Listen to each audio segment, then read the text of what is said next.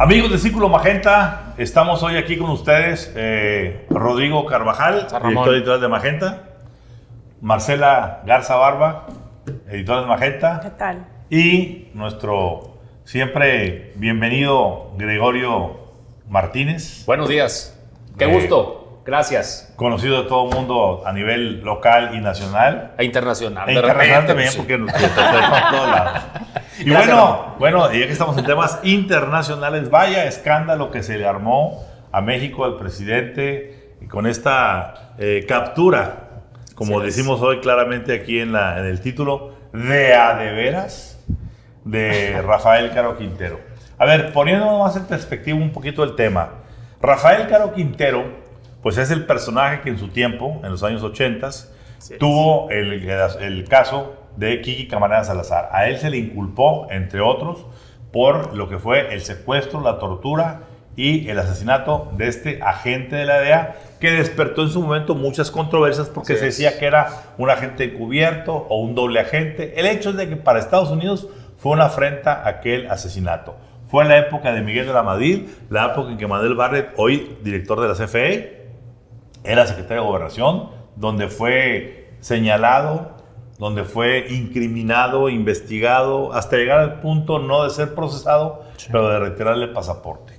Y este personaje, pues purgó una sentencia hasta 2013 en México, Rafael Caro Quintero, y terminó siendo liberado por un tecnicismo. Por un tecnicismo jurídico. Sí. Y a partir de ahí, en el sexenio de Enrique Peña Nieto, eso indignó al gobierno norteamericano, que vio en eso una afrenta contra el presunto asesino o uno de los presuntos asesinos de Kiki Camarena. El otro, recordemos, que era el cuñado del presidente Luis Echeverría, Rubén Zuno Arce, quien murió en prisión en Los Ángeles por el asesinato de Camarena. Sí.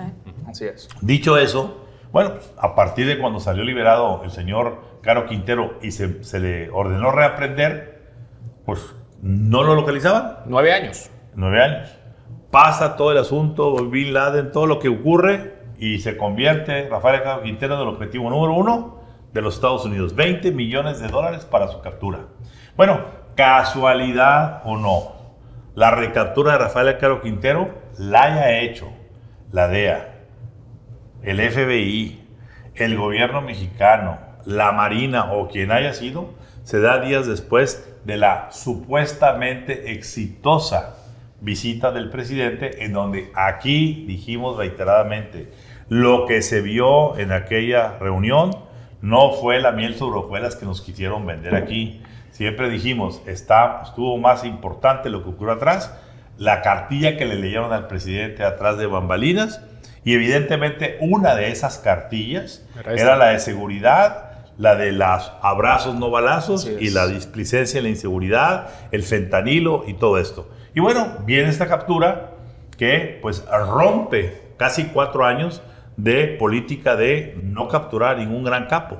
Así es. Y ahora se pregunta la gente, los analistas, los investigadores, si esta captura atribuida oficialmente a la Marina Mexicana, a la Secretaría de Marina, que dicho sea de paso es el único cuerpo que es confiable para los americanos, no la defensa, solo la Marina, ¿es producto de una cosa espontánea del gobierno mexicano o fue inducida y operada directamente por la DEA? Y ahí nos digo, pues, ¿qué nos puedes decir? A ver, Ramón, si a alguien le queda duda de que los americanos participaron, ya sea operativa o con información, de manera operativa o con información en la captura de Rafael Caro Quintero, que vean la reunión que tuvo el secretario de Marina una semana antes de que el presidente López Obrador viajara a Washington. Fue una reunión que pasó casi desapercibida. El secretario de Marina de Estados Unidos, Carlos del Toro, que es, por cierto, un americano de ascendencia cubana que habla perfectamente español, vino a México, al puerto de Veracruz, y se reunió con el secretario de Marina, con el almirante José Rafael Ojeda. ¿De qué hablaron ahí? Pues probablemente hablaron de la importantísima operación que se haría semanas después en Sinaloa para capturar a Rafael Caro Quintero. Y eso es un indicio clarísimo. Pero esto deriva de meses y meses y meses de presión, no solo del establishment de las Fuerzas Armadas americanas, sino específicamente de dos agencias que han sido muy enfáticas en presionar al gobierno mexicano a que realmente capture a los capos, que son la DEA, por supuesto, que es dirigida por Ann Milgram, y por supuesto el Departamento de Justicia de Estados Unidos, que es dirigido por el procurador Merrick Garland. Los mismos dos funcionarios que en septiembre del año pasado citaron al fiscal Alejandro Gertz Manero a una reunión para leerle la cartilla y decir: señor fiscal mexicano, aquí en Washington le decimos, tienen que empezar a atrapar a los capos, tienen que compartir inteligencia y tienen que reanudar de inmediatamente las operaciones conjuntas. ¿Esto cómo lo supimos? Porque al día siguiente Ann Milgram salió en una conferencia de prensa a decirlo eso. Aquí el tema... Cuando no había dicho que Milgram había estado en la reunión. Cuando Gertz Manero llega a la reunión, él solo esperaba un one-on-one con Merrick Garland. Y le llevan de sorpresa a la titular de la DEA, quien es quien después lanza este mensaje crítico. Bueno, meses ya después, un año después, entre mayo y junio, se empieza a movilizar el gobierno mexicano, empieza a haber decomisos récord de fentanilo, el 90% de ellos en Sinaloa, y semanas después ocurre ya la tan famosa detención de Rafael Caro Quintero. Pero no olvidemos una cosa importante. Este desencuentro entre la Fiscalía y la DEA viene del tiempo de la captura de Salvador Cienfuegos. Así es. Y se acrecenta porque Ann Milgram nunca puede llevarse bien en cooperación con Gertz Manero, a tal grado que en mayo vienen y le piden a Gertz Manero 15 nuevos agentes. Así es. Y esos 15 agentes, Gertz Manero no solamente no se los otorgó para que pudieran ser 15 agentes mexicanos y 15 mexicanos quitó para incrementar, otros. sino quitó a 10 más. Sí. Entonces, ahí sí ya fue el rompimiento, el quiebre. Marcela. Bueno, se dice que cuando AMLO estuvo con Kamala, se dice que ahí Kamala empezó a decirle a AMLO, oye, lo de Caro Quintero, tal, y que AMLO se puso súper nervioso, o sea, se empezó a enojar.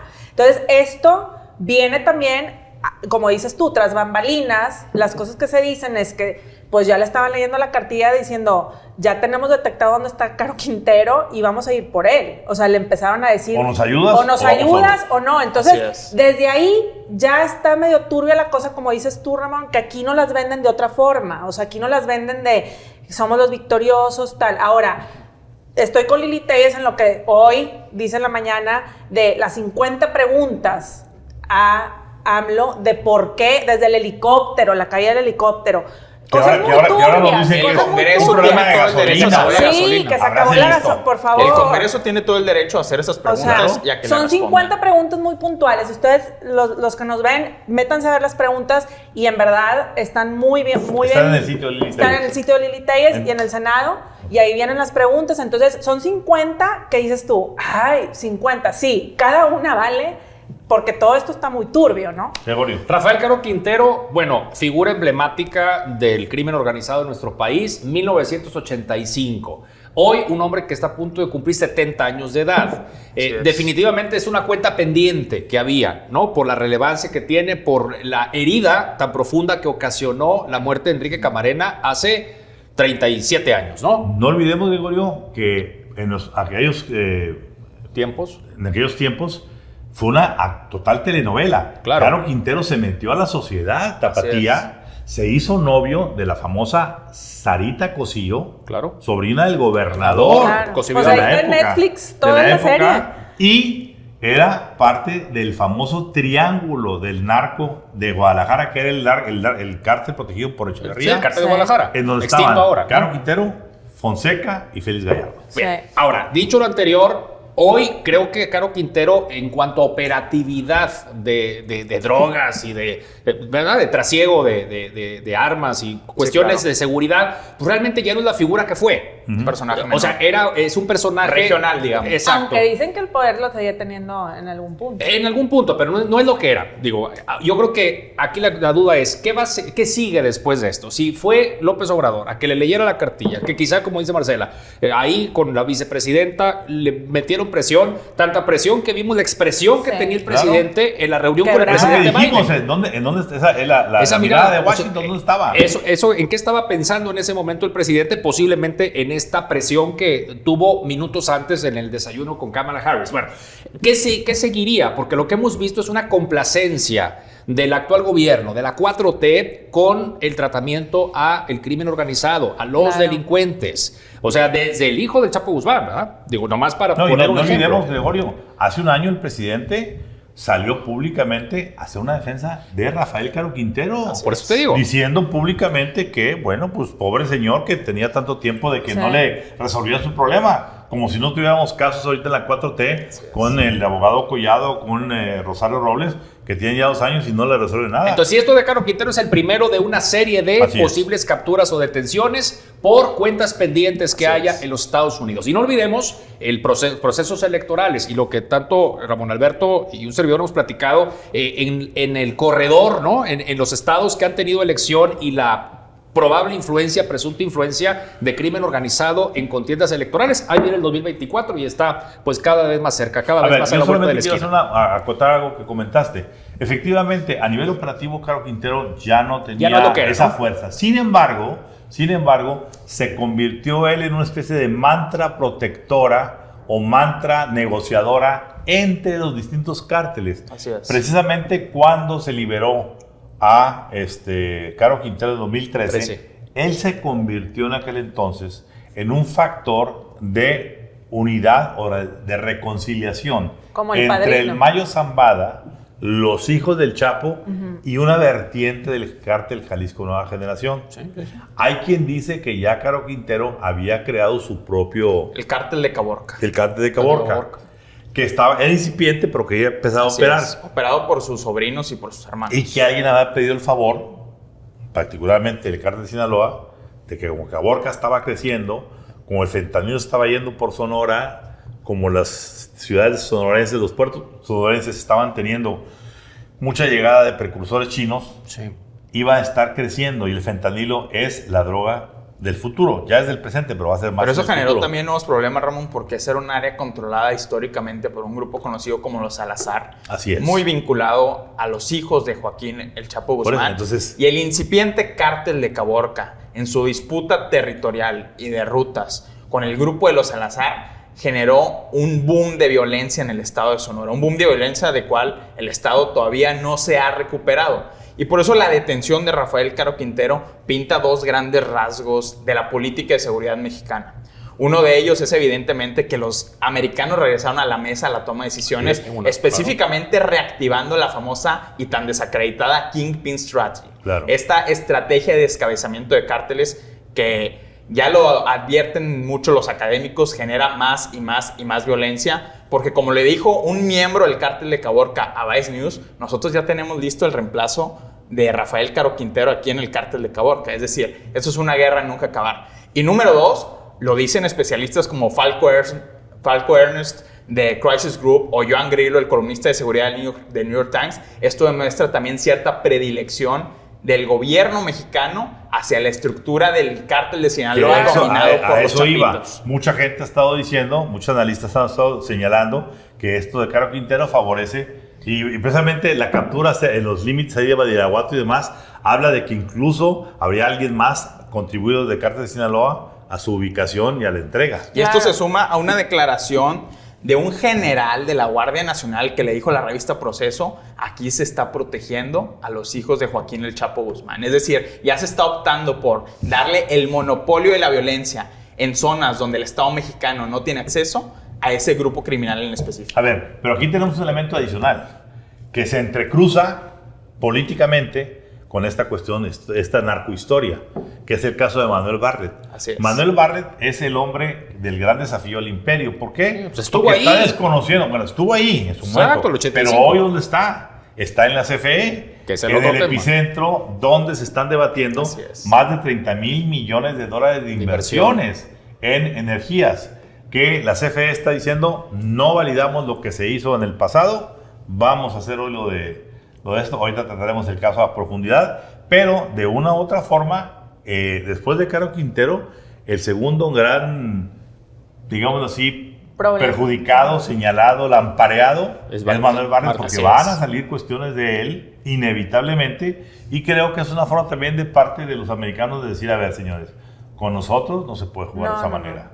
Y aparte, la intervención es una carta muy, muy poderosa. Se están interviniendo, así como cuando te hacen una intervención porque traes un problema y no lo ves. Ya tenemos un caso de un juez. Así es, un juez en Dakota, Sí. En del Dakota Norte. que ya recibió una petición abierta para declarar a los cárteles mexicanos grupos terroristas. Declaró específicamente Sí, al no. cártel de Juárez, o paradoja que el brazo armado del cártel de Juárez, conocido como La Línea, está asociado precisamente al cártel de Caborca en toda esa ruta del fentanilo. A raíz se tomó esta decisión judicial en Estados Unidos del caso de la familia Levarón. Ese es el caso ahí entra, que ahí está entra. empujando la Es un designación juego, sí, de sí, los sí. cárteles mexicanos como grupos terroristas, y esto tendría implicaciones fortísimas para la relación bilateral. ¿Qué ahora cómo concluimos? Pues yo creo que a partir de la captura de Caro Quintero se podrían desencadenar, ¿no?, una serie de acontecimientos relacionados con todo este contexto que estamos aquí ofreciendo a nuestro público en relación precisamente a un tema de seguridad en el marco de una relación bilateral. O sea, si esto va a seguir como lo vimos 4 años antes o si en estos próximos 2 años tiende a modificarse, a cambiar un poco el rumbo y con esa intervención que bien mencionas de los Estados Unidos en estos temas de nuestro país. Pues seguiremos puntualmente esta saga, esta narco Sí, claro. saga, en la que yo siento inevitablemente que en los próximos 4 o 5 meses vamos a tener sacudimientos Fuertes. muy fuertes que van a poner a temblar las estructuras más importantes del gobierno de la Cuarta Transformación. Y incluyendo que viene el tema electoral, no lo perdamos Claro, de por vista. supuesto. Así es.